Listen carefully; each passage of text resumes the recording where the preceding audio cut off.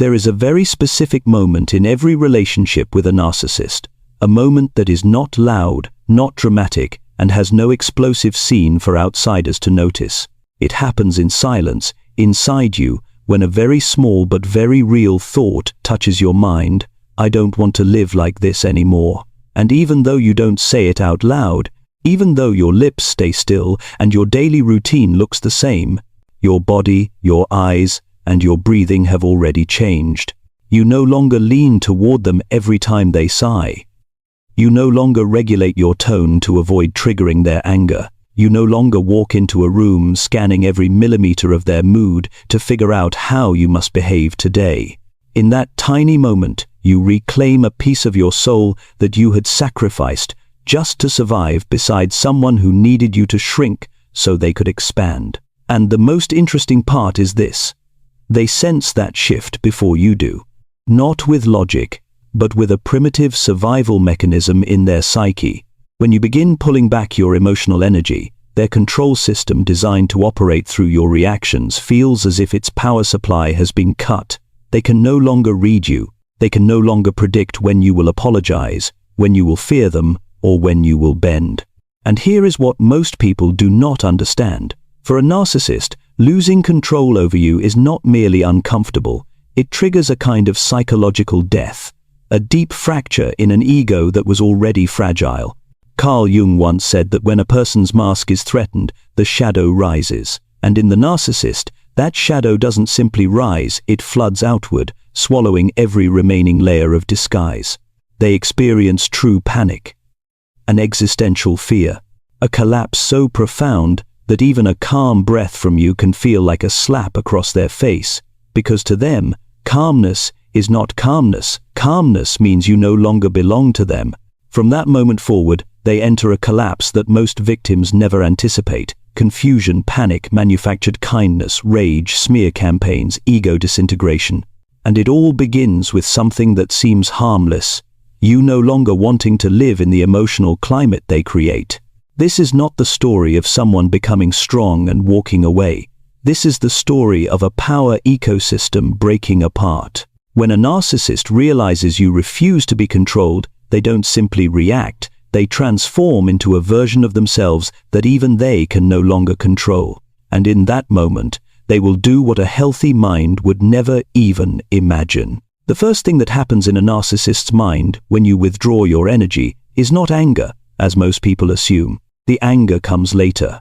What comes first is a primitive confusion, a kind of psychological disorientation they have no capacity to face or interpret. For months, even years, they have maintained their power by reading you like a living emotional map. They monitored every micro-reaction, the slight drop of your eyes, the half-second delay before you answered, the tiny tremor in your voice, the way your breath quickened when their tone shifted. To you, these were normal physiological responses. To them, they were control indicators. Every tiny change in you was a lever for them to adjust the atmosphere or trigger a new cycle of manipulation. Then one day, when you begin pulling back your attention, when your eyes no longer dart away, when your voice no longer trembles to keep them calm, when your body no longer leans toward them to diffuse tension, their entire control system suddenly loses signal. It feels as if you quietly unplugged a cord they never knew existed. They look at you, but they cannot read you. And to them, that silence is not ordinary silence, it is system failure. To understand this, we must look at the work of Naomi Eisenberger at the University of California, Los Angeles, whose research demonstrated that when a person is cut off from familiar emotional cues, the brain activates the same regions associated with physical pain, specifically the anterior cingulate cortex. This is why the smallest shift in you, a calm response, a moment where you don't explain yourself, choosing to continue eating even when they complain, feels to them like a strike to their sense of self. They may look dramatic, but the distress is real. Not the distress of love, the distress of a malfunctioning control system. Think about the everyday moments anyone living with a narcissist knows too well. You serve dinner, they frown and say, "It's too salty." In the past, you would panic, apologize, remake the dish, or rush to dilute the sauce because you knew one complaint could ruin the night. But today, you simply say, "I think it tastes fine," and keep eating. To a normal person, this is nothing. To a narcissist, this is a system error. Or a quiet morning, they let out a dramatic sigh, a familiar bait to make you ask, "What's wrong?" But today, you just pour your coffee and sit down. Or they throw their jacket on the chair, expecting you to immediately get up and hang it. But you don't. You glance at it and continue what you were doing. These tiny acts, insignificant to you, are to them proof that you are slipping out of their gravitational field. And this is when what psychoanalyst Otto Kernberg called a micro-ego collapse occurs, a small but deep fracture in their already fragile sense of self. They begin checking the wires, shifting their tone, asking loaded questions like, "Why are you acting weird today?" making sharp noises, or even creating small conflicts just to test whether the old buttons still produce the old reactions. If in the past you would explain, reassure, or apologize, but now you answer with a neutral sentence, that alone is enough for them to recognize the fear they dread most. They no longer have access to your inner world. Losing control over you means losing the emotional anchor they depended on to stabilize themselves.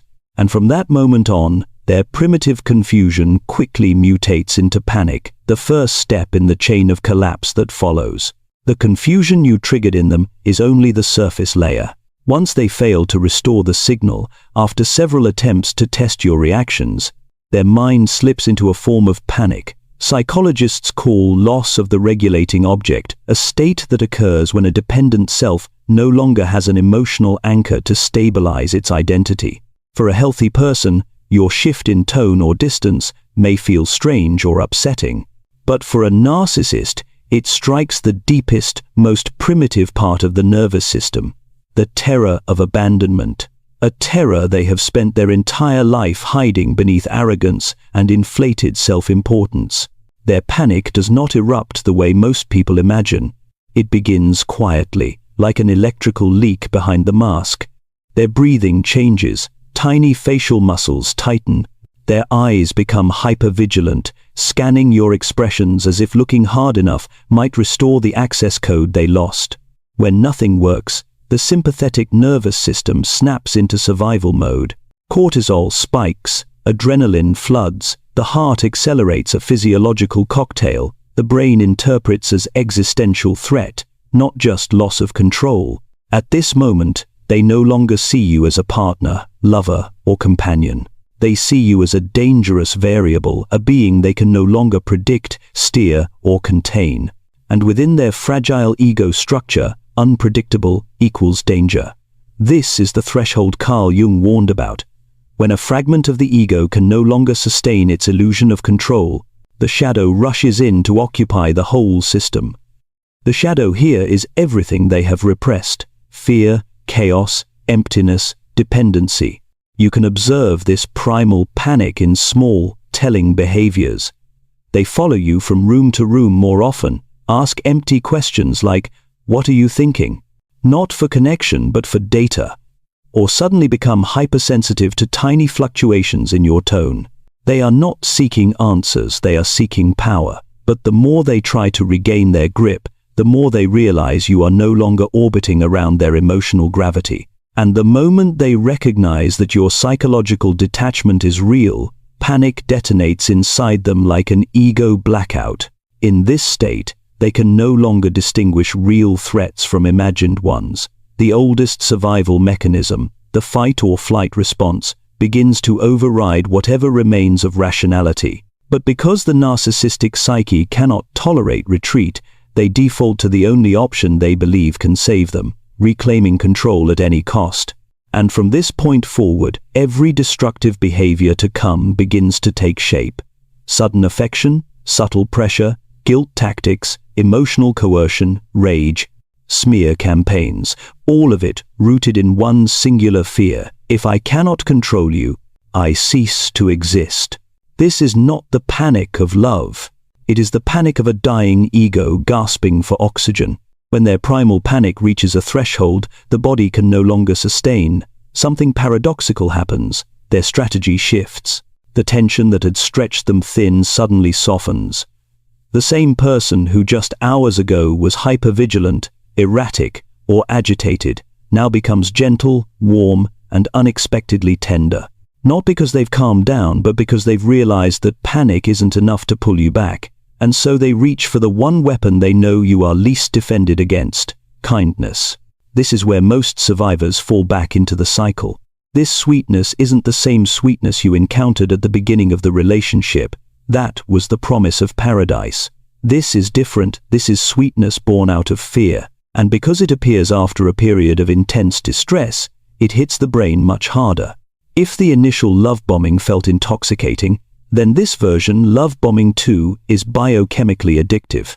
Your nervous system, exhausted from the tension, releases dopamine and oxytocin far more intensely when they suddenly become affectionate.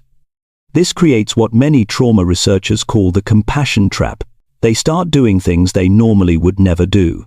Washing the dishes, cleaning the room, bringing you food, initiating gentle touch, suggesting a movie night, or apologizing with a softness that feels almost holy. But the most dangerous part isn't the action, it's the eyes. Suddenly their eyes look warm, remorseful, as if they have finally seen you and understood your pain. It is the moment many victims break because they want to believe that this time is different. But they are not seeing you. They are seeing their power slipping away. When they smile softly and ask, "You seem distant lately. Did I do something wrong? I really want to understand." It's not an attempt to connect. It's an attempt to re-establish the emotional feedback loop you shut down. They don't want to know what you feel. They want to know where they stand within the emotional map that used to revolve entirely around them. Here we see what psychoanalyst Stephen Mitchell referred to as the revival of the false self, a temporary resurrection of the persona they know you desire. Compassionate, attentive, eager to change. But this persona only appears when their ego feels threatened. When they say, "I want us to be better. I'm truly sorry. I finally understand." Okay, they're not sorry for what they did. They're sorry it no longer works on you. Every gesture of warmth has a purpose: to pull you back into the regulatory orbit where your emotions can once again stabilize theirs. Some of the clearest signs of love bombing 2 are sudden kindness that appears out of context, kindness that emerges specifically after you withdraw, kindness accompanied by subtle monitoring of your reactions, kindness that disappears the moment you soften. Because at this stage, they don't need your love, they only need your reaction. If you smile, they know there is still a connection. If you apologize, they know you still fear losing them. If you explain yourself, they know you still place them at the center. And if you don't react, they increase the dosage. More softness, more sweetness, more promises. They say the words they know penetrate deepest. "We can fix this. I'll change, I swear. I don't want to lose you." Infried, Narcissist, not because they cherish you, but because they cannot survive without your emotional output. This is not love. This is the survival reflex of an ego in collapse. And when sweetness fails, when warmth cannot pull you back, when your dopamine no longer obeys the script, they turn to the next stage. The stage every survivor remembers with a single word: rage.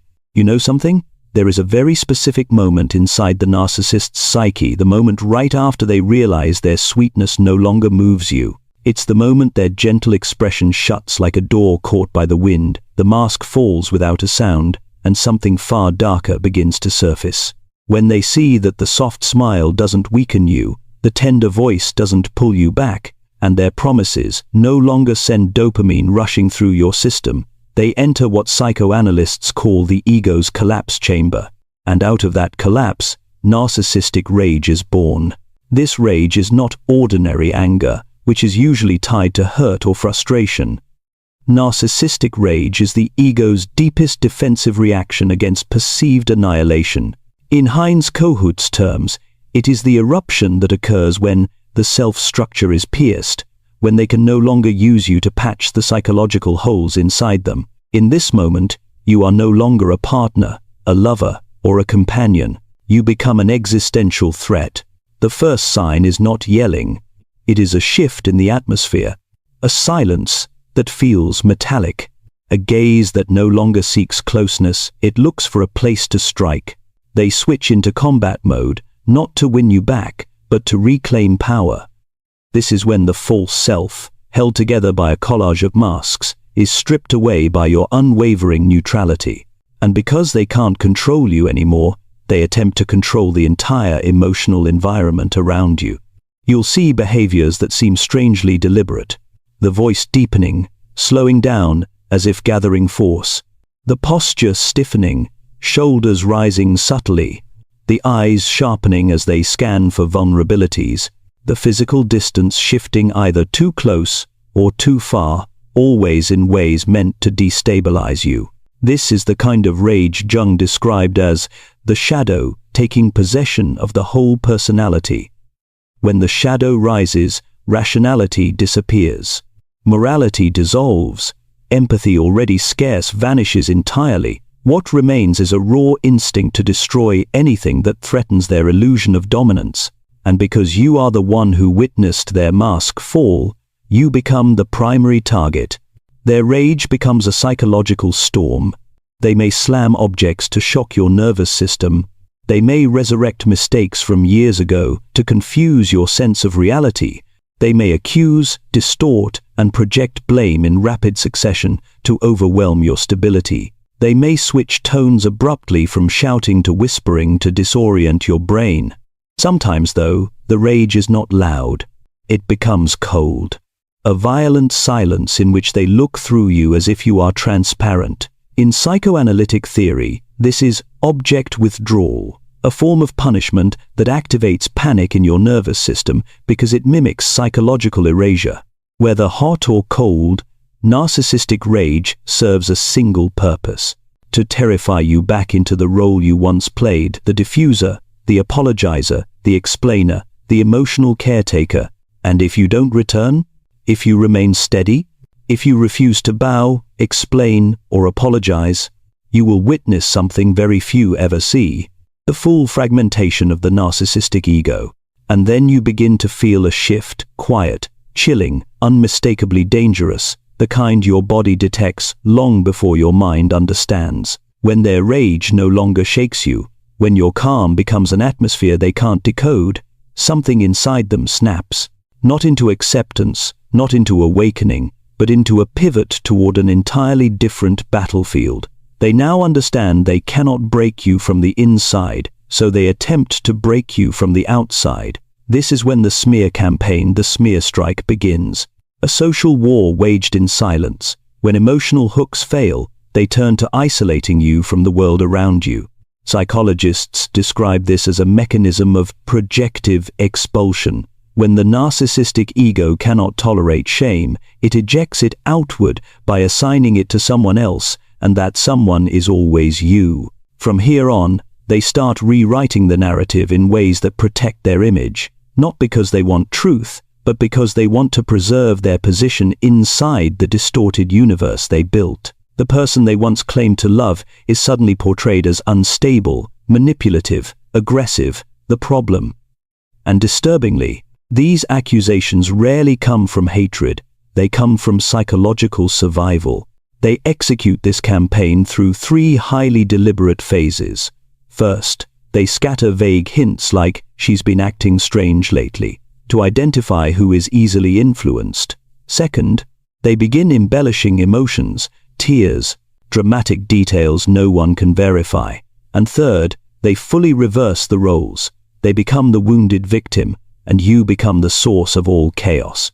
Many psychologists refer to this as a form of collective manipulation, where a lie repeated with enough emotional conviction gradually becomes accepted as truth. The most painful part is not that they lie about you, it's that people you once trusted begin to believe them. They speak with trembling voices and weary eyes, embodying the perfect role, the fragile victim who tried everything. Meanwhile, you are exhausted, too drained to argue with theatrics. You stay silent. And ironically, that silence becomes evidence in the narrative they've constructed. But here is what you must remember. The The power of the smear campaign does not lie in truth, it lies in speed. It outruns you, it reaches people before you even know the attack has begun. Its real purpose is not to hurt you momentarily, it is to isolate you, so when you finally speak, no one stands beside you. This is not love, nor hatred. It is the survival reflex of an ego in collapse. And the cruelest truth is this: the smear strike only begins when they realize that this time, they have truly lost you. There comes a very specific moment when everything they have done, the rage, the panic, the sweetness, the smear campaign suddenly stops working. Not because you fought back, but because you no longer react. And this quiet non-reaction, this absence of emotional oxygen, is what pushes them into their darkest psychological stage, the collapse behind the mask. This is the part no victim ever sees, and the part the narcissist never wants anyone to know exists. But it happens silently, violently, and irreversibly. Psychologists refer to this stage as mortification, a temporary ego death, when the inflated self-image is punctured from all sides at once. When you stop playing the role they assigned you, when you stop providing emotional reflection, the psychic house of the narcissist collapses. Everything they've kept buried, the emptiness, the shame, the inferiority, has nowhere left to hide. They disintegrate inwardly across 3 layers. The first layer is the loss of existential orientation. Without your reactions, they do not know who they are. In narcissistic psychology, the self exists only when mirrored. Your silence turns them into nothing. The second layer is a primitive, unprocessed emotional storm. For the first time, they are forced to feel real emotions: envy, despair, shame, self-hatred. These emotions have no language in their psyche, so they explode into paralysis. The third layer is the cracking of the social mask. Unable to maintain the performance of strength, they slip into collapse. Oversleeping, withdrawing, neglecting responsibilities, losing interest in everything that once fed their sense of power. To the outside world, they may still look functional. But behind the mask, they experience a survival-level sequence of reactions: disorientation, emptiness, terror of irrelevance. This is not remorse, this is not awakening. This is the panic of an ego on the brink of extinction. And when they realize you will not return even as they crumble, they enter the final phase, the reconstruction of a new mask. Not for healing, for survival. They search for a new source of reflection, a new person, a new audience, a new stage, and the cycle begins again. Idealize control, devalue collapse. No growth, no evolution, just repetition. You must see this clearly. They were never strong. You simply never witnessed the moment they were weakest. Their collapse says nothing about your worth.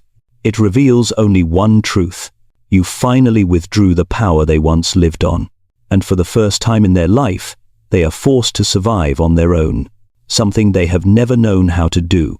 And then, when every mask has fallen, when their rage can no longer shake your pulse, when their sweetness fails to infiltrate your mind, when their smear campaign dissolves into static, you finally see the one thing they feared the most. You have returned to yourself. Not through rebellion, not through confrontation, but through a small, quiet silence they cannot control. A silence only those who have lived through darkness can recognize. The sound of freedom. You see, freedom doesn't begin the day you walk away. It begins the day their storm no longer pulls you in. The day you look at their rage and see a lost child. The day you hear their lies and your heartbeat doesn't shift. The day you realize their chaos was never yours to carry. That is the moment you step out of the narrative they once imprisoned you in. And here is the final truth you must hold on to. The truth that will stay with you far longer than the wounds ever did. You don't defeat a narcissist. You simply stop losing. When you withdraw your energy, your attention, the power you once handed over by mistake, you do not destroy them. You destroy the version of yourself they trained you to be. Their ego collapses. You begin to live again. Freedom is not a burst of light. It is a breath, a slow step, a quiet space inside your chest where peace finally finds a home. And as you walk forward, you'll notice something extraordinary. The next chapter of your life does not require their noise to begin. It requires only you, whole, intact, belonging to no one but yourself. And if something in you feels like a piece of your soul just clicked back into place, remember this: it's not an ending. It's a doorway, and you have just stepped through it.